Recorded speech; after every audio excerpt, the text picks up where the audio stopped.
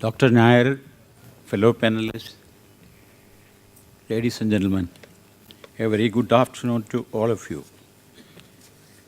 Well, I have been introduced. I'll take half a minute to introduce my company, the GMR Group.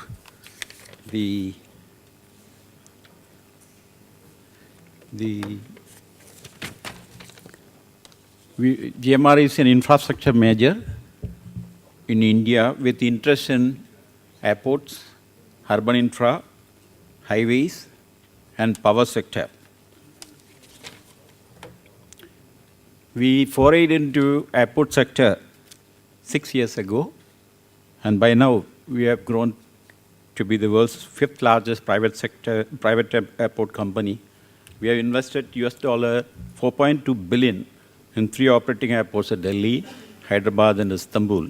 And currently we are engaged in developing the Maldives airport, wherein we will be investing another $500 million. We handle together these 4 airports, 60 million passengers and 70,000 metric tons of air cargo. And we, at Hyderabad, our group-led consortium established the country's first PPP model greenfield airport without government control. As of now, we handle nearly 30% of India's passenger and 29% of cargo traffic.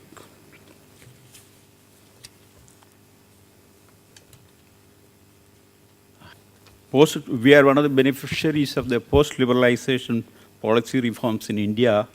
In fact, Government of India approved the policy for development of greenfield airports in the PPP model, and we took the plunge. We were one of the pioneers to take the plunge. And government also introduced allocation share, briefly mentioned, that 100% FDI in the airports and 100% tax exemption, etc. And we also mentioned about that regulatory regime. In the year 2009, the airport economic regulator was appointed. These policy reforms have facilitated significant private investment in the airport sector through the mode of public-private partnership. The slide, if you look at the right-hand side, you will find together the 6 PPP model airports in the country have invested $6.24 billion, and these 6 airports now handle 92.32 million passengers per annum, which constitutes 60% share of passenger traffic and more than 70% of total investment in the Indian airports. In short, the private players will continue to drive the investment growth in the country. Over the next 5 years, private participation through the PPP route is going to further increase. In the 11th 5-year plan, 2007 to 2012, if you look at the figures, total infrastructure, this spent was $478 billion, out of which 33% was constituted from the private sector. Airport sector expended $8 billion, 70% of which came from the private sector. And in the next current quinquennium, that is 2012 to 2017, representing the 12th plan, the total investment is in the infrastructure sector is expected to be $1 trillion, out of which 50% is expected to come from the private sector. And the airport sector, $14.65 billion is estimated to be expended, and out of which $10 billion is expected to come from the private sector. Airport sector investments are expected to increase by more than 80%. Mr. Alok Shagar in his presentation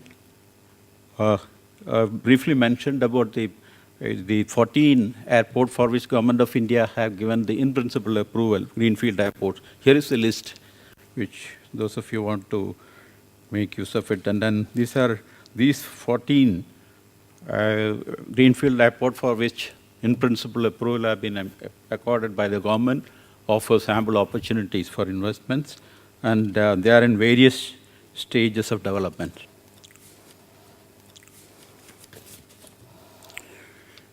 Additionally, one can also expect significant growth in allied businesses such as MRO, which has been amply covered. And I'm sure my friend Babu Peter is also going to cover the MRO extensively. And what I would like to highlight here is yet another sector, which is airport retail, which has not been covered by anyone so far. Airport retail has been growing at an approximate 20% CAGR in India. Increasingly, more and more brands and retailers are evincing keen interest in the Indian airports. India's untapped middle class, strong consumer culture, and rise in number of people flying will drive this growth. The figures look like this. Left-hand side, you will see 2007, it was to the tune of $400 million US, and it is expected to grow to 1,000 million or 1 billion by the year 2012. And over the next years, in the MRO front, is expected to surge ahead of North America and Western Europe in the MRO front. A mention was made that we had the GMR Group has already established a state-of-the-art MRO facility in Hyderabad. I'll cover in the next subsequent slide. Commercial aviation of MRO is by the year 2020 is expected to be to the tune of 2.6 billion US. And the Aeronautical Society of India estimates the annual MRO market in India to grow from less than $1 billion in 2010 to 2.6 billion by the year 2020.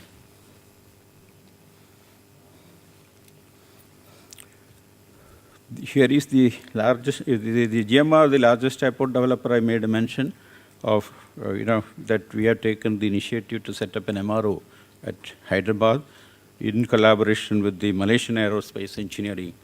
And the facility is ready. In fact, 2 of the aircraft have already been serviced there. We have already got the DGCA certification. EASA certification is through in the next 2 or max 3 weeks.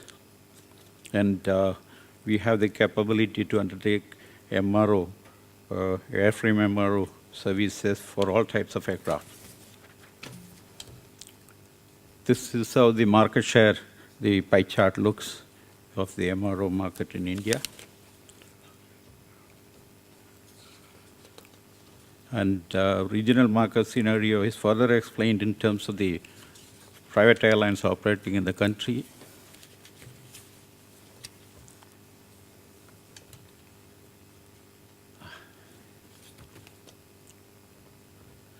The international,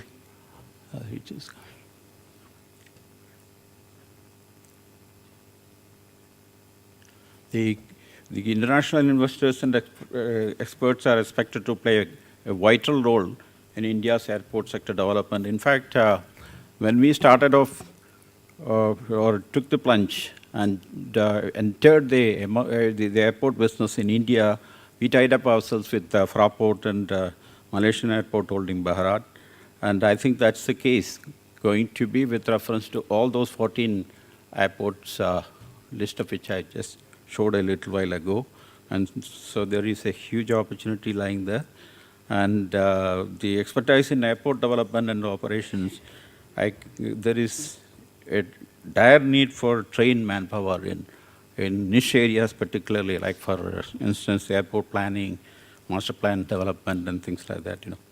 And during the construction of the landmark Terminal 3, which by now has, been rated as the world's, I think, 6th best airport overall, not in that category. In that category, I think Hyderabad Airport, Mr. Lok Shekhar mentioned, has been rated as consecutively as the world's best for the last 2 years. Hopefully, this year also we should be getting an award.